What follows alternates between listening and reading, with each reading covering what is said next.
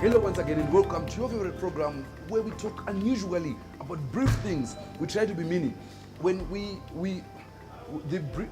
Sean, I think. Let me help you out a bit. Hello, everybody, and welcome back to the Unusual Brief. I'm Sean. This is Doc, and that was brief. That's how we like to keep it, man. That's why the show is called the Unusual Brief. Because the brief part is what we want. It's brief, and we're briefing the people. Briefcase. We have cases that. That's exactly what I'm talking about. And so today we're going to be talking DNA testing. We're going to be talking self-testing. We're going to be talking yet another testing situation for another high-ranking official of the church. But let's start with this DNA thing. Doc. Before we go further, I was not good at tests in class. So let's be elaborate. Right. More elaborate. Why are we talking about DNA in the Right. same line with the test? Well, because this is the thing. DNA testing, it's something we never really had in Zimbabwe, right? Paternity disputes would come up. But back in the day, the results would have to be sent to South Africa, then they'd have to be screened, they'd be taxed. It would take months for people to actually get the results of these tests. But now, we have those facilities here in Zimbabwe. We have the technology. So? Well, That's the craziest thing that I've ever had. The thing is, we should not even be celebrating that. Oh. This is the very thing that is destroying families. Why do we need DNA tests? For who? Because at the end of the day, look at it from this angle. You are saying that this child is not mine, but that one is mine. Already Right. destroyed the family. What's going to happen to that child? The only extenuating circumstance, I'm a doctor, so I use these big words, Of course, is of when course. you are married to a woman, I'm dark, look at me, yeah. as dark as I am, Yeah. and my wife is as dark as me. Right. Then we've got 4 kids like you, then we go for DNA testing. We want to know what happened along the way. But not I know, it's not even necessary. You see, there are so many people that we know by name. I'm Right. not even mentioning Alec Machis, what I'm saying, that are even taking care of kids that are not even theirs. But you see, because these DNA tests, they are there to divide and conquer. So we should actually do away with them. Let's go back to Chinyakare. As long as Manane Nzeve, Aine Mino, Aine Kamuromo, Aine Maziso, as long as the child is female or male, as long as they can walk, halala. then it's sorted. Sinzarakura. But I mean, of course, I mean, you mentioned it yourself. In a case where there is a dispute, say for example, as you said, you've got your Coca-Cola looks and your child looks like Fanta, you know, you want to know, and you want to know quickly, surely. Yeah, obviously, because you would actually be saying, in my wife, the miraculous DNA mismatch. Right. My miracle baby, nobody knows what and it, yeah. And it's the question that you want answered, correct? And not really. No, it's a noble idea, but it's not something to celebrate. It's not Right. something to make news out of. Right, Because at right. the end of the day, we're promoting promiscuity. We're promoting not promiscuity as such. You're promoting divorce. Because at the end of the day, if you find out that your wife sired 2 kids with another man, you've been together for 10 years. Are you going Then to what welcome me happens? and say, halala, okay, thank you so much for being so productive and very fertile? So we just leave it as it is, and If our Enjoy the elders, ride. if our elders in their great wisdom, Yeah. because I hear they were very wise. apparently this is Their great wisdom, they took care of the whole Tondoro's kids, they took care of Musafari's kids. I mean, under they've the done guise it. of my kids. We're here hosting talk shows now, so obviously they did a good Exactly. job, Because right? We, shocked, we might be brothers, you never know. You never Long know. lost brothers. Exactly. But amongst the 2 of us, someone is being taken care of. This is my son, Mwana wangu. Right. I'm happy at the end of the day. So let's leave the sleeping dogs lie. I suppose so. What's interesting actually about the DNA testing is that in most of the cases, the verdict goes in favor of the man anyway. So, Obviously, I'm going to it's obvious, you know how it is. Because you know what Chikaranga to Anozia, Baba Mwana, Ndimai, Ndizwanda Chikaranga. I don't know if there's the right statement. Right. So at the end of the day, what you're saying is the moment that you have relations with a woman, you've taken it upon yourself to trust her and say, no, I want this person to be the mother of my kids, right? Right. Whether No they are matter yours, what. yeah, No matter yours or what. not. Okay. It's that you entrusting her with that, you see? Okay. So we cannot be at fault because of your whatever mna normal mna faithful because moto. right. In point in case I mean I felt sorry for the guy because behave and then you know because ever since that miscarriage then but at the end of the day I'm not saying kuti Jakashata. I'm saying Right. kuti it's something that is noble, but Right. it's not something that we should be actually blowing trumpets about. Oh, no. Yeah, let it just slide there in there, slide like a guy sliding in like into a girl's DM, like. Yeah, it works. Yeah. Well, there we go. You heard it from the doctor. That's your prescription right there.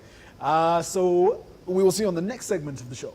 Yes, and if you have got baby mamas, your wife, yeah, don't. But with baby mamas, yeah, just go for DNA test. No, but I mean, it's $400 per man. But yeah, I'm just saying, like, you don't go for 6 days a week.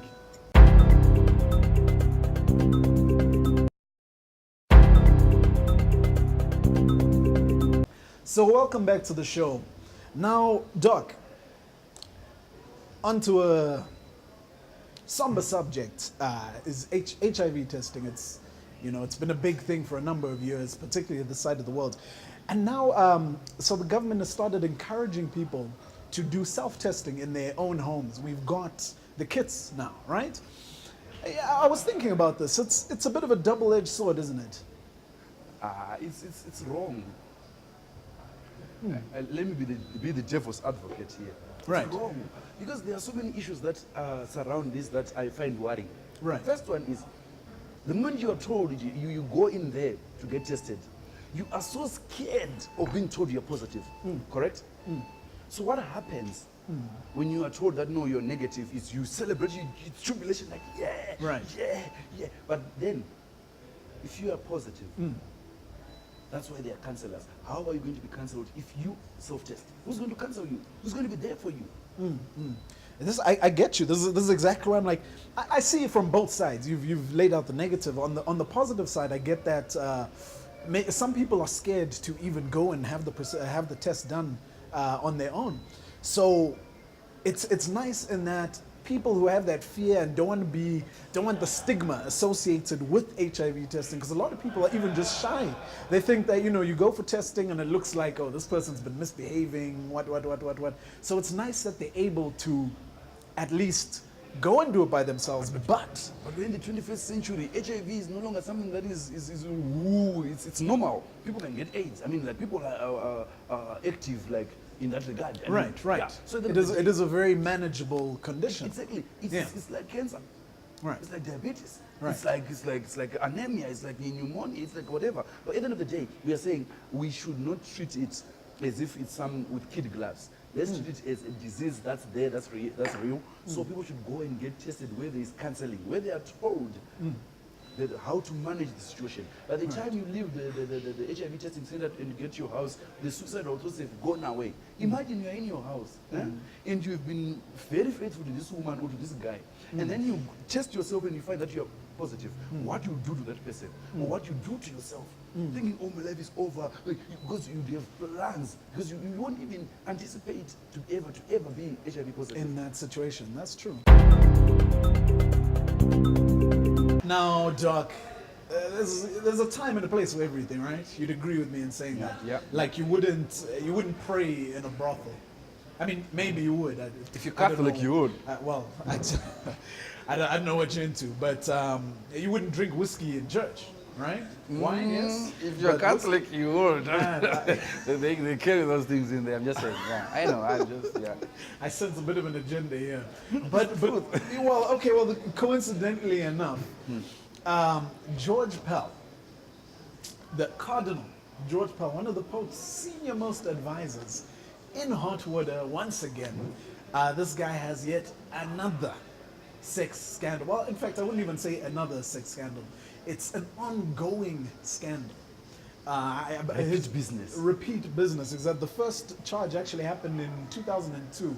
And now, as recently as 2016, 2017, a whole bunch more people, and these are people who are grown men now, because these are issues that happened, molestation issues that happened Little in boys. the 60s and 70s when they were little boys. Wow. But I mean, these guys would be Wow. 40, 50 years old now. Yeah, wow. 500 cases. Wow. The cardinal committed the cardinal sin. The cardinal sin. Wow. But he says, I did not do it. I mean, we have Michael Jackson case study, pointing case. I did not know it. We know you did it. I mean, like, come on. When was the last time you believed you saw a father, a Roman Catholic father, with those poor bearers, and you believed that he was just grooming them to be men? How was he grooming them? I mean, you know, what's the worst thing about this guy is a senior advisor to the Pope. Yeah. So you have to question what kind of advice is he giving to our Holy Father? No, he's more of, it's a scenario where, you know, in a football team you've got a playmaker. You've got a playmaker, a Ronald Gidiza Spanda, Right. in our case study, who gives defense splitting passes. Right. So the cardinal would then test and David Beckham, in essence. To the Pope. You be giving to the Pope. Because obviously, come on, 500 cases. This is not 1, 2, 3, 500. Right. And you say the Pope doesn't know. He knows. Yeah, and probably this is something that has been happening since time immemorial. Most of them are even 40. It has. Unfortunately, we hear about this all the time. Exactly. The pastors, the preachers, the popes. You know. Yeah, even. I mean, it's not foreign to yeah. but our own situation. What I'm back worried home. about is point in case the case of Sodom and Gomorrah. You know, I'm worried about this Catholic trend. Yeah? Sorry to all the Catholics. I'm just saying the facts as they are, as stated in the tabloids and the newspapers. In the Bible, Sodom and Gomorrah was destroyed because those guys, they said, we want to have sexual relations with God's angels. Right. And they, no. We want to feel the Holy Spirit in those angels. This is the thing that's happening. I mean, like, these little boys, as innocent as they are, they come to Jesus. Jesus said, let the young ones come to me. And then this is how they come. Right. Oh, sorry. Wait. Sorry. I'm sorry. It's just the word play. But I mean, the crazy thing is, it's not even just the Catholic ones, man. Yeah, It isn't. Come back home. This is what I'm saying. Let's go to Bulawayo for a second. It may have been a long time, but do we not have a similar Archbishop Pius Ncube. There we go. Yeah, I didn't want to be the one to say the name. It was a slam dunk. I mean, like, you don't need a rocket scientist. Eh? You go to the apostolic sects. Yes. You know, they used to sing Mazibaba Nzira, Burure Masowe, Mberi, Zure, Ajina Majabo. It's crazy. So you realize that many men have been molested. Kumasojons Baba Mune Chigacherufu. Chirukuya no Kuno. Molest. You see? And then at the end of the day, these people are sent to jail. That's like sending them to honeymoon. Because in jail, that's where these things happen. So at the end of the day, what we need to do is quarantine them. It's a cancer. It's a plague. They'll all tell you the exact same thing. We hear it all the time. Defamation of character. Bill Cosby. Really? What do we do, man? It. Now you're dead. So at the end of the day, we're saying, as long as something that moves over generations and people surpass the number of 5, there's a matter of truth to it. And in this case, we should actually be championing, where are the human rights when you want them? There's nothing normal about this. You see, this is molesting, child molesting. Right. If Michael Jackson was once put in a corner because of cases that were not even substantiated, why can't we put the cardinal in a corner? 500, surely 500. Well, of course, because of position. But I have to say, if you wait for 40 years to say that you were molested, then I've got news for you. You were in a relationship. I'm sorry, I have news for you. You were in a relationship 40 years. I mean, It goes so like, I was raped, I was molested. No, you were married and you're divorced now. No, it is sad. It's weird. It's unusual. It is unusual. That a man removes another man's brief. On an unusual brief.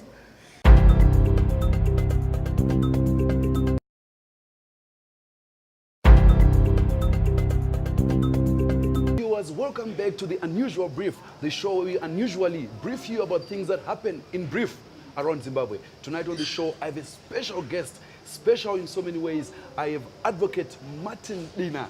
He's an advocate, he's a comrade, he's a doctor, he's an MP, he's a Minister of Provincial Affairs for Mashonaland Central.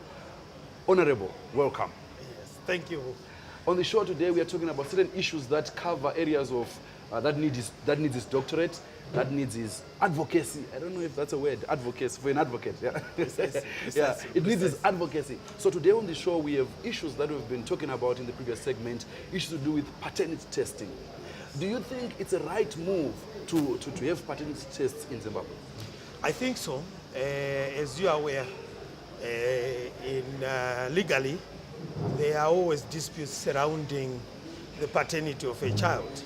That is who the father of any given child is, be it inside marriage, that is in wedlock, or out of wedlock.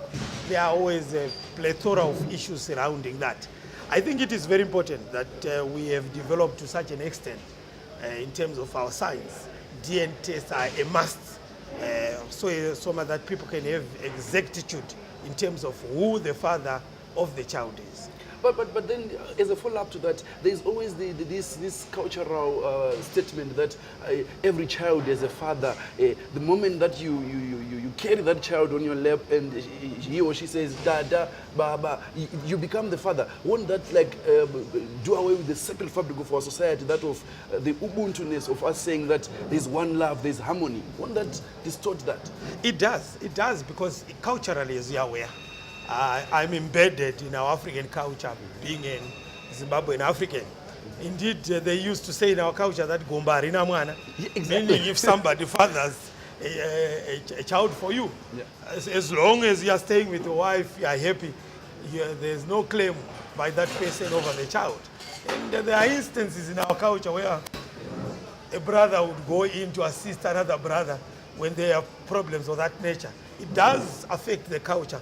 But there are instances where, for instance, maintenance cases, where, for instance, there is allegations of infidelity among the parties, or where there is a divorce pending, there is always need to try to determine who the father of the child is. So point in case Alec Macheso had a dispute with Stafazo. I mean, this is unusual brief. We talk of these things unusually. He said, these are not my kids, but he had named the kid Alec Jr. Then what happens to that? 20 years from now, you read, because we know the internet, their footprints. They will never go away. How are we going to deal with that? But I felt sorry for Alec Macheso. He's my homeboy from Mashinan Central. But look at what the lady was saying. Talking of bedroom issues now, all of those things. So it's always a moment of spite. Things that happen between two parties, sexually, sex pets must remain there in the bedroom. Exactly. Yes, because the woman then started talking about the unusual, the brief things that are unusual in the bed, in the bedroom. We didn't know what to do. Okay, but also in terms of that, the law then says that the moment you feel you are not sure, then you have to go and you have the tests.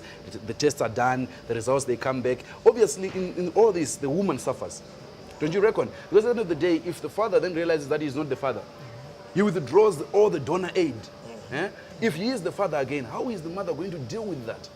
Yeah, there is always consequences out of it. Incidentally, last night I was listening to a program on one of the radio stations where two parties were being brought together, and there were allegations that a certain spirit medium had fathered this girl's child. And they had to determine through a paternity test. Fortunately, the actual father, who was the married man, proved to be father of the child. But if it had gone the other way around, it's traumatic at the end of the day. But I think it's important. Women must also be honest enough to be able to, it's unfair for somebody to accuse you to be the father when you are not. It's always unfair. And that's why the issues of faithfulness are coming to issue. That, parties must have one partner, and you must have sureness and certainty. But they say in our culture as well, that we all claim that these are our children, but the mother knows the real person who hit the target. Exactly. The Lukaku of the game. Like the Honorable has said, sometimes it has to be you being definite and your partner being faithful to you. At the end of the day, it's no use to listen to Paul Matayuri's song Gombarna Mwana, because unochengeta asiri wako.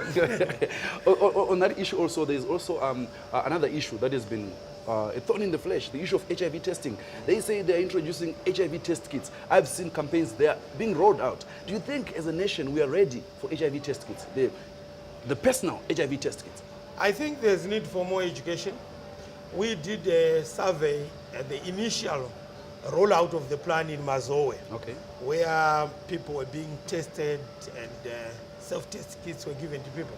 They are the plus and the minuses for all these new innovations.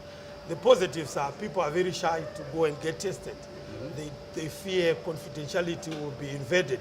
There are always messes who will tell that's so and so, particularly a person like you, a personality like you. Yes, yes, yes. People would know you have been tested, so they're afraid that people can go around and talk bad about you, whether you're negative or positive, particularly if you have become positive. Yes, So yes. it gives confidentiality and privacy. And you can always test with your partner before you have sex or you want to have a child. So it's innovative. But I've bought those self-test kits for use for myself and others. One thing that I've noted is that they are so complicated, the whole process. And when you went through, you open up this, you put on the blood, the thing is not working well. So they are always dangerous. I think they must be simpler, there must be more education, and of course counseling. But then we go back to the issue that since time immemorial, people have failed to handle the news of being HIV positive in front of counsellors. How then are we going to treat those cases when we don't have counsellors inside? One. Two, in terms of disposal, I mean, like, surely we have all these things flooding the market. How then do we make sure that people are going to dispose these carefully? Because look at all the pampers that are lying around, all those nappies, that disposable nappies. I mean, are we not creating a health hazard already also on that part? Yeah, but I think they are necessary. I recall I succeeded. I bought about 6 of those.